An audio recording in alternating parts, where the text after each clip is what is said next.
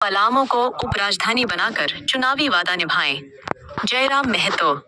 मुख्यमंत्री हेमंत सोरेन पर वादा खिलाफी का लगाया आरोप। स्थानीय नीति और बेरोजगारी को लेकर उठाए गंभीर सवाल। संवाददाता गोपाल चौधरी डंडा। झारखंड लोकतांत्रिक क्रांतिकारी मोर्चा के केंद्रीय अध्यक्ष और डुमरी विधायक जयराम महतो ने मुख्यमंत्री हेमंत सोरेन पर वादा खिलाफी का गंभीर आरोप लगाते हुए कहा कि उन्होंने विधानसभा चुनाव के दौरान पलामू को झारखंड की उपराजधानी बनाने का वादा किया, लेकिन सत्ता में आने के बाद इस वादे को पूरी तरह से नजरअंदाज कर दिया। शनिवार को पंडित दीनदयाल स्मृति नगर भवन मेदिनीनगर में आयोजित प्रमंडल स्तरीय कार्यकर्ता सम्मेलन में बतौर मुख्य अतिथि जयराम महतो ने कहा कि 25 वर्षों के बाद भी झारखंड में न तो स्पष्ट नियोजन नीति बनी है और न ही स्थानीयता को लेकर कोई ठोस निर्णय लिया गया है। उन्होंने कहा कि यह झारखंड के युवाओं के साथ अन्याय है और यह सरकार की नाकामी को दर्शाता है। महतो ने कहा, झारखंड के युवाओं को रोजगार, गरीबों को न्याय और पलामू को विशेष पैकेज की जरूरत है।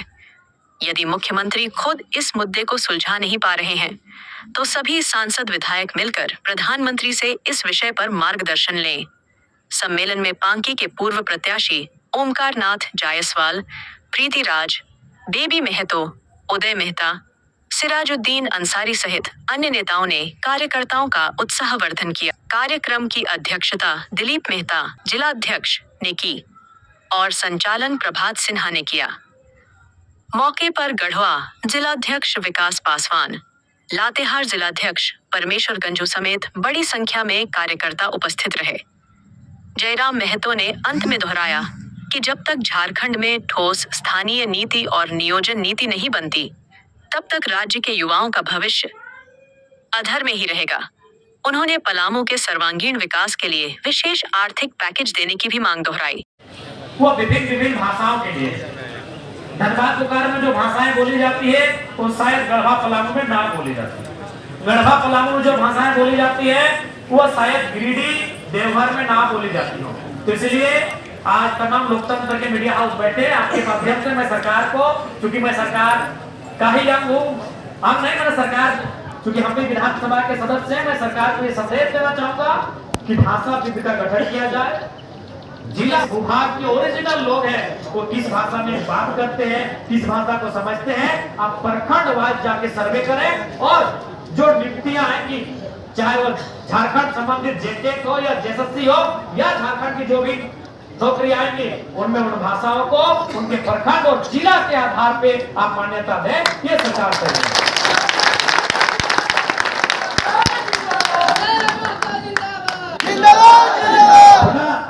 आज के इस कार्यक्रम के लिए आप सभी का धन्यवाद। और निसंदेह पलामू का इस सभागार, जहां लोगों को खड़े होने की जगह नहीं मिल रही है, ये एक मुहर है। ये एक मुहर है कि विचारधारा की कोई सीमा नहीं होती है, संघर्ष की कोई सीमा नहीं होती है, त्याग की कोई सीमा नहीं होती है। धनबाद और बोकारो की सरजमी से आंदोलित हुआ युवा आज पलामू में भी वही मान सम्मान, वही प्यार को लेकर जा रहा है, वही दुलार, आपके वही आशीर्वाद को लेकर जा रहा है। ये हमारी पहली जीत है, ये हमारी पहली जीत है कि आपने हमें वही लाड, वही दुलार, वही प्यार दिया जो धनबाद बोकारो की सरजमी में वहाँ के लोग हमें दिया करते हैं। वही लाड दुलार आपने दिया, वही स्नेह, वही ममत्व आपने दिया, वही अपनत्व आपने दिया। इसके लिए आपका तहे दिल से आभार। और निसंदेह आपकी जो भी समस्याएं हैं, अपने क्षमता के अनुसार, क्योंकि हम जादू की छड़ी लेकर नहीं आए हैं जो आपको ये कह के जाने कि हम घुमा देंगे और सब ठीक हो जाएगा। आपकी जो भी समस्याएं जिनमें हम सक्षम होंगे, उनको जरूर आप अपने स्तर के माध्यम से समाधान करने का प्रयास करेंगे। इन्हीं वचनों के साथ, इन्हीं बातों के साथ आज की सभा को अंतिम पड़ाव की ओर हमारे स्वागत, माफ कीजिएगा, जो धन्यवाद ज्ञापन भाषण के साथ लेकर जाएंगे। उससे पूर्व पुनः आज के कार्यक्रम में उपस्थित तमाम पलामू प्रमंडल, विशेषकर पलामू जिला के अभिभावक, हमारे बुजुर्ग, जी को चाहिए कि ऐसा उनको बयान नहीं देना चाहिए, ऐसी पाबंदी नहीं लगनी चाहिए और उन्हें बल्कि जो लोग अगर उनकी खामियों को दिखा रहे हैं, उनकी कमियों को अगर खोज कर उनका सबके सामने प्रेजेंट कर रहे हैं तो उनको शाबाशी देनी चाहिए कि चलिए आप हमारी गलतियों को हमें दिखा रहे हैं, उसको हम दुरुस्त करेंगे, उसको दुरुस्त करेंगे तभी उनकी लोग सराहना करेंगे। तो इस हिसाब से उनको ये बयान नहीं देना चाहिए, कतई नहीं देना चाहिए। अच्छा जयराम सर, इसी बात है अगर हम ही कोई कार्यक्रम अभी हम यहाँ टाउन हॉल में कर रहे हैं और मीडिया बंधु कहेंगे कि आप कृपया मेरा वीडियो वगैरह ना लें, हमारा हमारे जो स्टेटमेंट है उनको जनता को ना दिखाएं, तो जाहिर सी बात है हमें कुछ गलतियां हैं तभी उनको छुपा रहे हैं। अगर हम में सकारात्मक चीज़ें हैं तो हम तो चाहेंगे कि दुनिया हमें देखे। अगर उनका मॉडल अच्छा है अभी अस्पतालों का, अस्पताल में जो भी उपकरण है उन चीज़ों का या फिर जो फैसिलिटियाँ हैं, जो डॉक्टर है, अगर वो ठीक है तो चाहेंगे कि पूरी दुनिया देखे, झारखंड के स्वास्थ्य मॉडल को पूरी दुनिया देखे। और दुनिया तो ऐसे देखेगी नहीं, उसके लिए आपको मीडिया का सहारा लेना पड़ेगा। तो खामियां हैं तभी छुपाई जा रही हैं, अगर खूबियां होती तो दुनिया को दिखाई जाती। उस पर हमारा कोई संज्ञान नहीं है, वो हमारे पार्टी के नेता होने के नाते उनको ऐसा लगता है तो उन्होंने अपने प्रयास किया है, बाकी उसमें हमारा कोई दिलचस्पी नहीं है सुरक्षा को लेकर। और जहाँ तक सवाल है उस दिन की बात, तो अभी बोकारो के जो एसपी थे उन्होंने जो मीडिया में बयान भी दिया था कि सुरक्षा के कारणों से, लेकिन जब हम उनसे पर्सनली मिले, चूँकि अब वो बोकारो के एसपी है नहीं तो हमें बात करने में कोई गुरेज नहीं। उन्होंने कहा कि विधायक जी आप भी जानते हैं हम लोग को सरकार का पक्ष रखना पड़ता है, लेकिन अगर ईमानदारी से हमको कहा जाए तो बड़ा बाबू को वहाँ जाना चाहिए था, इतना तो डरपोक नहीं होना चाहिए। एसपी महोदय हम लोग, चूँकि वो भी हमारी उम्र के हैं, हमसे 2 साल सीनियर है, 2 साल पहले वो मैट्रिक लिख के आए हैं, चूँकि अब उनका तबादला वहाँ से हो चुका है, इसीलिए बात हम ये मीडिया में कह रहे हैं। उन्होंने स्पष्ट कहा कि देखिए मीडिया में जो बातें कहते हैं विधायक जी उसको दिल पे मत लीजिएगा, क्योंकि हम लोग की भी बाध्यता होती है। लेकिन अगर मेरे भी बात को मैं अगर आपकी जगह होता तो शायद बड़ा बाबू को वहाँ आना चाहिए। तो ये एसपी महोदय ने खुद कहा, हालांकि उन्होंने मीडिया में कुछ और कहा, लेकिन अब वो चूँकि बोकारो के एसपी रहे नहीं तो इसलिए बात हम भी मीडिया में शेयर कर रहे हैं। अच्छा जयराम जी, लगातार जब जनता दरबार जी सुबह से ही लोग अपने आवेदन को दिए, अपनी समस्याओं को दिए, उनको हम लोगों ने अपने फाइल में रख लिया है और जैसे ही हम कार्यक्रमों से फुर्सत हो जाएंगे उसको पढ़ेंगे और उसके बाद देखेंगे कि किस विभाग से संबंधित फाइलें हैं, उस विभाग से हम टेलीफोनिक भी बात करेंगे और अपने लेटर हेड के माध्यम से उनसे पत्राचार भी करेंगे। क्या लगता है? नहीं तो अभी फिलहाल चूंकि अब ये बारिश का मौसम है इसलिए सब लोग खेती बाड़ी में, झारखंड खेती बाड़ी प्रमुख राज्य है, तो फिर जैसे ही बारिश और खेती बाड़ी का मौसम समाप्त होगा उसके बाद फिर से हम प्रत्येक सैटरडे संडे को किसी अन्य जिला का दौरा करेंगे, वो जिला जो हमारे कोयलांचल से बाहर हो। जैसे आज हम पलामू में हैं तो हो सके अगला बार लातेहार में होंगे, अगला बार गढ़वा में होंगे, लोहरदगा में होंगे, साहिबगंज में होंगे, पाकुड़ में होंगे, दुमका में होंगे, गोड्डा में होंगे।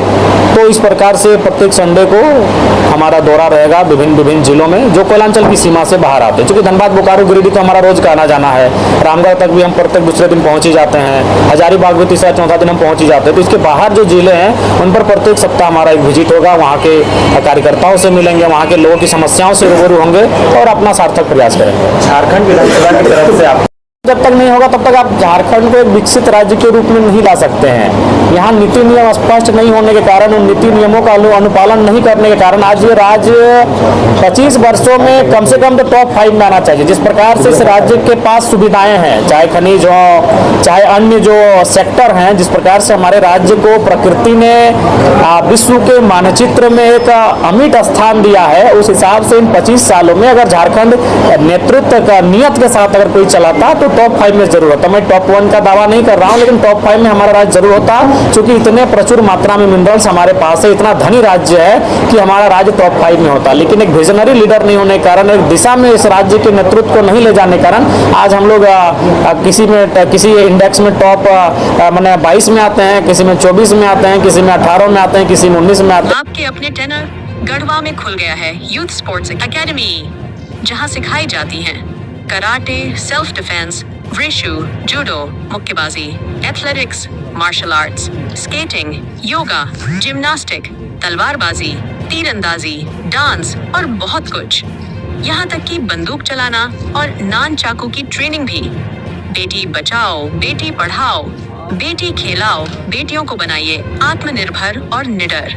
महिलाओं के लिए विशेष सेल्फ डिफेंस ट्रेनिंग और नामांकन पूर्णतः निःशुल्क।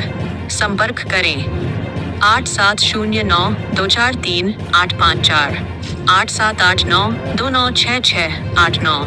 तो देर किस बात की, आज ही जुड़िए यूथ स्पोर्ट्स एकेडमी टेनर गढ़वा में। जहां ताकत है वहां सम्मान है। अब घर बैठे कराइए फ्लैक्स एंड बैनर बोर्ड की प्रिंटिंग। आ गया है गढ़वा में श्री खाटू श्याम फ्लैक्स प्रिंटिंग। यहाँ मिलेगा आपको flex print, banner print, sticker print और विजिटिंग कार्ड की शानदार प्रिंटिंग, वो भी बेस्ट क्वालिटी में। तो अब देरी किस बात की, तुरंत संपर्क करें 74630372। हमारा पता है रंका मोड़, petrol pump, bank of India के बगल में, गढ़वा। श्री खाटू श्याम फ्लैक्स प्रिंटिंग आपकी पहचान, हमारी छपाई एक बार जरूर आजमाएं।